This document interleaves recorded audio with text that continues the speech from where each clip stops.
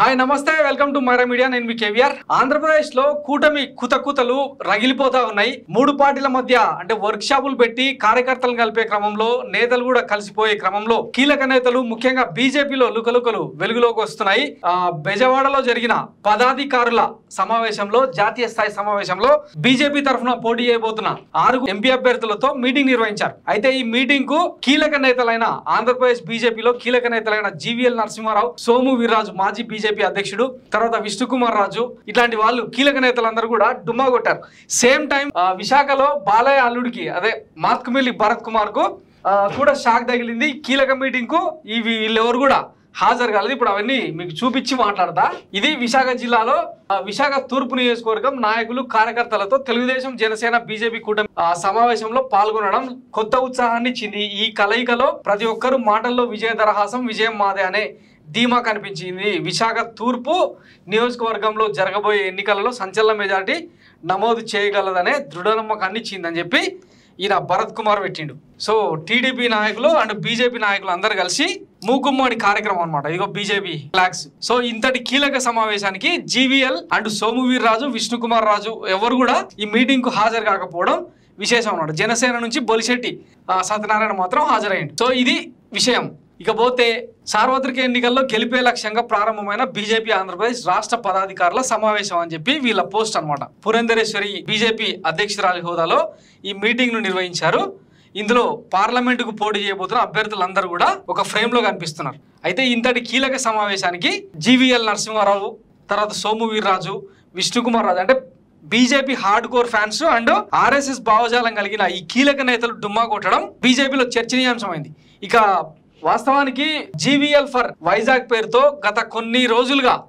ఇంచుమించు 2-3 ఏళ్లుగా ఆయన చాలా కార్యక్రమాలు చేపడుతూ అక్కడ లోకల్ గా క్యాడర్ కు లీడర్లకు అందరికి అందుబాటులో వస్తున్న నేపథ్యంలో ఆయన సీటుకు గండు కొట్టి పురంధరేశ్వరి తన మరిది కళ్ళల్లో ఆనందం కోసం బాలయ్యబాబు అల్లుడు చిన్న అల్లుడు మాత్కుమిల్లి భరత్ కుమార్ కు టికెట్ ఇప్పించడంలో పురంధరేశ్వరి పాత్ర ఉందన్నది కూటమిలో నడుస్తున్న చర్చ ముఖ్యంగా బీజేపీలో అంటే జీవీఎల్ ను బలిచ్చి భరత్ కుమార్ కు టికెట్ ఇచ్చారన్నది అక్కడ నడుస్తున్న చర్చ ఇదే విషయాన్ని మేము మొన్న ఒక స్టోరీలో చెప్పినాం అనమాట వైజాగ్ లో టీడీపీ ఎట్లా గెలుస్తుందో చూస్తా అని చెప్పి జీవీఎల్ శపథం చేసిండని చెప్పి మా దృష్టికి వచ్చింది అదే విషయాన్ని మేము మైరా మీడియాలో చెప్తే దాని మీద అగ్గి మీద గుగ్గులమైందంట దానికి సంబంధించి అంటే వివరణ ఇచ్చుకునే ప్రయత్నం చేసిండు ఈ రోజు ఏకంగా అంతటి కీలకమైన సమావేశానికి అటు పదాధికారుల సమావేశంలో లేడు ఇటు వైజాగ్ లో జరుగుతున్న కూటమి మీటింగ్ లో కూడా కనిపించలేదు వీళ్ళు జాతీయ నేతలు ఎవరైనా ఫోన్లు చేస్తే కూడా గత 3 రోజులుగా అంటే టికెట్లు ప్రకటించిన రోజు నుంచి మొదలు పెడితే ఇప్పటి వరకు కూడా జాతీయ నేతలకు ఎవరికి కూడా అందుబాటులో లేకుండా పోయినారు అన్నది ఒక వాదన సో ఈ నేపథ్యంలో మరి వీళ్ళ వైఖరి ఏంది బీజేపీకి ఏమైనా షాక్ ఇస్తారా రాబోయే ఎన్నికల్లో అన్నది చూడాలి ఇప్పటికే పదాధికారుల సమావేశం కంటే ముందే ఆర్ఎస్ఎస్ బ్యాచ్ ఎవరైతే ఉన్నారో వాళ్ళు ఎవరు కూడా టీడీపీకి చంద్రబాబు నాయుడు కూటమికి సపోర్ట్ చేయమని చెప్పి బహిరంగంగానే స్టేట్మెంట్లు ఇవ్వడంతో కూటమిలో అంటే బీజేపీ ఓటు మెర్జు టీడీపీకి జనసేన కలిసి వస్తుందా లేదా అన్నది ఆసక్తికరంగా మారిందనమాట. నమస్కారం.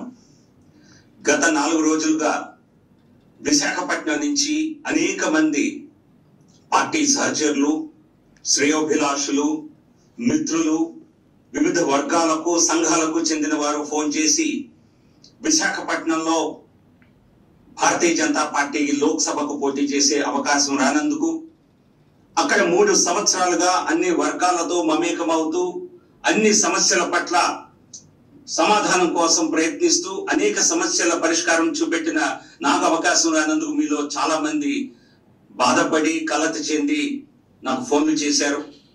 మీ ఆవేదన చూసి నేను మీలాంటి వ్యక్తుల అభిమానాన్ని చూడమన్నందుకు ముందుగా నేను సంతోషపడుతున్నాను. విశాఖ అభివృద్ధికి విశాఖ ప్రజల సేవకి గత 3 సంవత్సరాలు విశేష కృషి చేసినందుకు నేను సంతోషపడుతున్నాను. కానీ అక్కడ లోక్సభ పోటీ చేయకపోవటానికి అవకాశం రాలేదు అన్న విషయం మీ అందరికీ తెలిసిందే.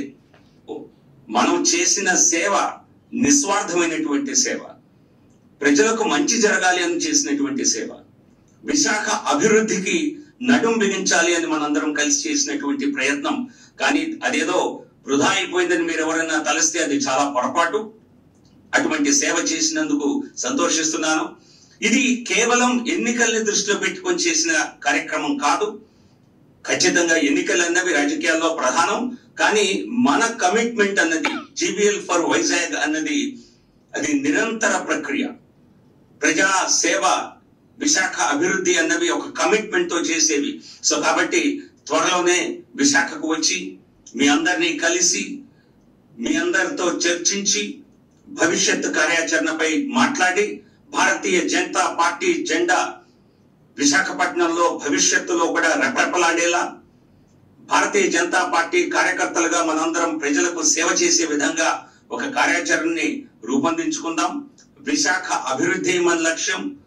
మన దేశ ప్రధాని నరేంద్ర మోదీ గారు, జాతీయ అధ్యక్షుడు నడ్డా గారు సేవా హీ సంఘటన్ అంటే ఆర్గనైజేషన్, పార్టీ అన్నది ప్రజలకు సేవ చేయడం కోసం ఇచ్చినటువంటి ఒక ప్రక్రియని మనకి ఇచ్చినటువంటి ఆలోచన ప్రకారమే ప్రజా సేవని కొనసాగిద్దాం.